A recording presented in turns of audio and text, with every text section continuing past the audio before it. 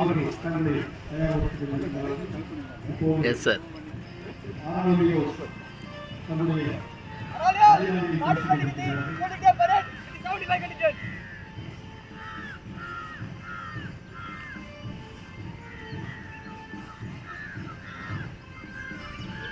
பாரத சமுதாயம் வாழ்கிறது, வாழ்க வாழ்க பாரத சமுதாயம்.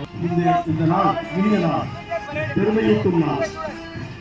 அடுத்தபடியாக நீலகிரி கவுன்சிலுடைய மரியாதையை ஏற்றுக்கொண்டு